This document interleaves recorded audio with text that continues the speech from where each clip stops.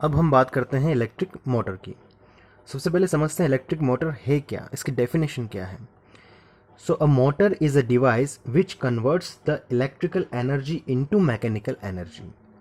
तो जो electric motor है वो एक डिवाइस है जो इलेक्ट्रिकल एनर्जी को मैकेनिकल एनर्जी में कन्वर्ट करता है।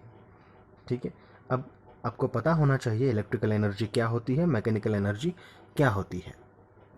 जो इलेक्ट्रिकल एनर्जी है वह चार्ज के फ्लो होने के रिजल्ट के रूप में हमें प्राप्त होती है, उसे हम इलेक्ट्रिकल एनर्जी कहते हैं।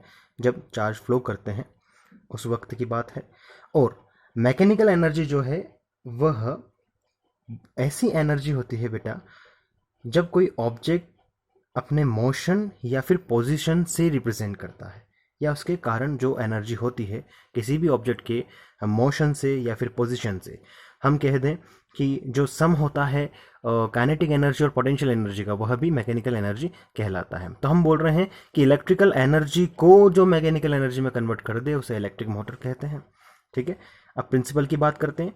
तो if a current carrying coil which is free to rotate is suspended in a magnetic field, a deflecting couple force act on it due to which the coil rotates। Electric motor का जो principal है वो है कि अगर कोई current carrying coil मतलब जब हम किसी वायर को एक शेप दे दे पर्टिकुलर तो उसे कॉइल कहते हैं, जो कि अपने एक्सिस पर रोटेट हो सकती हो, उसे अगर हम मैग्नेटिक फील्ड में रख दें उस पर एक डिफ्लेक्टिंग कपल फोर्स लगता है। कपल मतलब कि पैर में लगना, पैर मतलब जोड़े में लगना, एक अप तो एक डाउन तो एक अप, ऐसे एक इनवर्ट तो एक आउटवर्ड, ऐसे उसको बोलते हैं कपल फोर्स। तो जब हम किसी करंट कैरिंग कॉइल को जो कि फ्री टू रोटेट हो उसे हम मैग्नेटिक फील्ड में रख देते हैं तो उस पर एक डिफ्लेक्टिंग कपल फोर्स लगता है जिसके कारण वह कॉइल रोटेट होने लगती है। ठीक है, और एक इंपॉर्टेंट बात, electric motor is based on Fleming's left hand rule. Electric motor जो है वो फ्लेमिंग के लेफ्ट हैंड रूल पर ही बेस्ड होती है। अब हम समझते हैं कंस्ट्रक्शन। कंस्ट्रक्शन बेटा वह पॉइंट होता है जिसमें हम किसी भी टॉपिक का डायग्राम और उसके मेन पार्ट्स के बारे में बात करते हैं, उसके डायग्राम में क्या क्या चीज़ें आ रही है, क्या क्या हमने इक्विपमेंट्स लगाए हुए हैं, उन सब के बारे में डिस्कस करते हैं कंस्ट्रक्शन में। So the main parts of the electric motor are the armature coil A B C D. अभी नीचे डायग्राम हम देखेंगे उसमें आर्मेचर कॉइल होगा जिसे हम ए बी सी डी कहेंगे, स्प्लिट रिंग्स होंगी, फील्ड मैग्नेट होगा और ब्रशेस होंगे B1 B2। एक एक करके डिस्कस करते हैं ये चीज़ें क्या होती है। ठीक है, सबसे पहले हम आर्मेचर कॉइल को डिस्कस करते हैं। आर्मेचर कॉइल बेटा वायर्स को हम रेक्टेंगुलर शेप में एक के ऊपर एक अरेंज कर देते हैं, नंबर ऑफ वायर्स को, उसे हम कहेंगे आर्मेचर कॉइल। जैसा डायग्राम में आप देख रहे हैं ABCD, ये जो ABCD है ब्लैक कलर से बनाया हुआ है, ये एक आर्मेचर कॉइल है। ठीक है, दूसरा हमने बोला स्प्लिट रिंग्स। तो स्प्लिट रिंग्स क्या होंगी?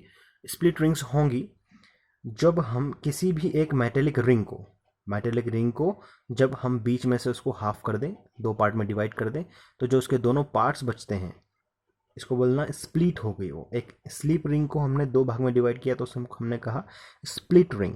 जैसे अब यहाँ पर दिख रहे हैं ग्रीन कलर से बनी हुई है, S1 S2 are the split rings. इनका क्या काम है स्प्लिट रिंग्स का? तो स्प्लिट रिंग्स का काम है कि ये करंट की डायरेक्शन को रिवर्स करता है कॉइल के अंदर। ठीक है, करंट की डायरेक्शन को रिवर्स करता है कॉइल के अंदर। अभी हम देखेंगे वर्किंग में कैसे होता है। फील्ड मैग्नेट, तो आप देख रहे होंगे नॉर्थ और साउथ पोल वाली फील्ड मैग्नेट हमने रखी है। यहाँ पर मैग्नेट का नॉर्थ पोल है और राइट साइड में मैग्नेट का साउथ पोल है। दो ब्रशेज यूज कर रहे हैं B1 एंड B2, आप देख रहे होंगे ब्लैक कलर से। ये दोनों स्टेशनरी ब्रशेज होते हैं, ये जो है अपनी प्लेस पर ही रहते हैं, ये यहाँ से मूव नहीं करते। जबकि स्प्लिट रिंग्स जो हैं जो मूवेबल होती हैं ये रोटेट करती रहती हैं कॉइल, आर्मेचर कॉइल ABCD के साथ, क्योंकि स्प्लिट रिंग्स जो है वो ABCD के साथ कनेक्टेड होती हैं और ब्रशेस जो हैं इधर बैटरी से कनेक्ट होते हैं। नीचे बैटरी दिख रही है आपको। ठीक है, तो ये सारे हो गए इसके मेन पार्ट्स। अब हम बात करते हैं वर्किंग के ऊपर कि वर्किंग इसकी कैसे है, कैसे इसको हम यूज़ में लाते हैं।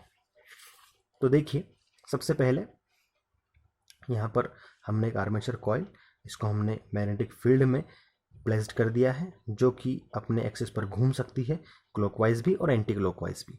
क्लियर है? अब हम बात करते हैं कि यहाँ पर जो बैटरी है, अगर आपने की को क्लोज किया तो हम जानते हैं पॉजिटिव से नेगेटिव डायरेक्शन में करंट फ्लो होता है।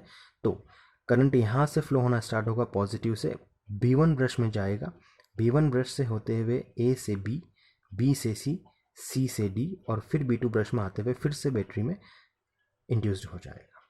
सो यहाँ पर क्या फिनोमेना हो रहा है उसकी बात करते हैं। A से B में जाते टाइम करंट जब A से B में जा रहा हो तब हम देखते हैं कि इस पर फोर्स कैसे लगेगी, क्योंकि ये करंट कैरिंग कंडक्टर है और जो मैग्नेटिक फील्ड में प्लेस है, और हम जानते हैं जब भी कोई current carrying conductor magnetic field में प्लेस्ड होता है तो उस पर एक फोर्स लगती है। सो आपको पता होगा कि जो मैग्नेटिक फील्ड की डायरेक्शन है वो नॉर्थ से साउथ जाती है, ऑलवेज नॉर्थ टू साउथ रहती है। तो हम ऐसे मान ले फ्लेमिंग लेफ्ट हैंड रूल्स का यूज़ करेंगे इसके ऊपर फोर्स की डायरेक्शन निकालने की। तो देखिए, सबसे पहले देखें तो नॉर्थ से साउथ जा रहा है अपना मैग्नेटिक फील्ड, तो हमने 4 फिंगर से नॉर्थ से साउथ बना दिया, ठीक है, दिख रहा है आपको। और हम बात कर रहे हैं करंट की, तो करंट ए से बी जा रहा है। देखो करंट जो है वो ए से बी जा रहा है, तो मैं मिडिल फिंगर से करंट को बताऊंगा तो ए से बी मुझे ऐसे ले जाना पड़ेगा सामने की ओर, समझ पा रहे हो, सामने की ओर, ठीक है, सामने की ओर ए से बी। और जो थंब है उसको भी मैं स्ट्रेच कर दूं क्योंकि तीनों परपेंडिकुलर होना चाहिए, तो आप देख सकते हैं कि थंब जो है डाउनवर्ड डायरेक्शन में जा रहा है, मतलब ए से बी की तरफ जो करंट जा रहा है वहां पर उस सेक्शन पर जो फोर्स लगेगा वो डाउनवर्ड लगेगा। आप देख सकते हैं मैंने फ्लेमिंग्स के लेफ्ट हैंड रूल से आपको सिखाया कैसे, और ये ब्लू कलर से जो बताया ये फोर्स की डायरेक्शन है कि ये वाला जो सेक्शन है ए बी, ये डाउनवर्ड डायरेक्शन फोर्स लगेगा इस पर, ठीक है। अब बात करते हैं सी डी सेक्शन में क्या हो रहा है उसी समय पे। तो सी डी सेक्शन में बात करें तो मैग्नेटिक फील्ड की डायरेक्शन नॉर्थ से साउथ, करंट सी से डी, देखिए करंट सी से डी आ रहा है, और थंब जो है फोर्स बताएगा, तो थंब कहाँ जा रहा है, ऊपर की तरफ जा रहा है, मतलब कि फोर्स अपवर्ड डायरेक्शन में लगेगा। सो हमने कहा था यहाँ पर कि डिफ्लेक्टिंग कपल फोर्स एक्ट होता है, ऊपर डेफिनेशन में कहा था प्रिंसिपल में। तो ए बी पर डाउनवर्ड डायरेक्शन में लगेगा और सी डी पर अपवर्ड डायरेक्शन में कुछ इस तरीके से फोर्स लगेगा, ठीक है, इसको बोलते हैं डिफ्लेक्टिंग कपल फोर्स, ओके। सो उसके कारण क्या होगा कि ये जो आर्मेचर कॉइल है एंटी क्लॉकवाइज डायरेक्शन में रोटेट करने लगेगा, ठीक है। तो जैसे ही ये एक बार पूरा ऐसा हाफ घूम जाएगा ऐसे, तो हम देखते हैं कि जो यहाँ का सी डी है, सी डी जो है ए बी की तरफ आ जाएगा और ए बी सी डी की तरफ आ जाएगा, समझ रहे हैं, ये ऐसा एंटी क्लॉकवाइज डायरेक्शन में। तो यहाँ देखिए सी डी जो है ए बी की जगह आ गया और ए बी सी डी की जगह आ गया, दिख रहा है आपको सेकेंड डायग्राम। अब देखिए इसी के साथ आपके दिमाग में ऐसा क्वेश्चन आ रहा होगा कि ये जो वायर्स हैं ये उलझ क्यों नहीं जाएंगे, ये घूमेगी जब कॉइल तो वायर्स उलझना चाहिए। उसी के लिए हमने यहाँ पर स्प्लिट रिंग्स लगा रखी हैं, ये मेटलिक रिंग है जो आर्मेचर कॉइल के साथ जुड़ी हुई है और रोटेट कर सकती है। अभी देखिए यहाँ पर B1 ब्रश से S1 स्प्लिट रिंग कनेक्ट है और B2 से S2 कनेक्ट है। अगले हाफ रोटेशन में जब कॉइल यहाँ से ऐसे घूम गई तो उसमें क्या हो रहा है कि जो S2 है वो B1 के पास आ गया और S1 B2 के पास आ गया, दोनों में डिफरेंस कर लेना, कंपैरिजन करना।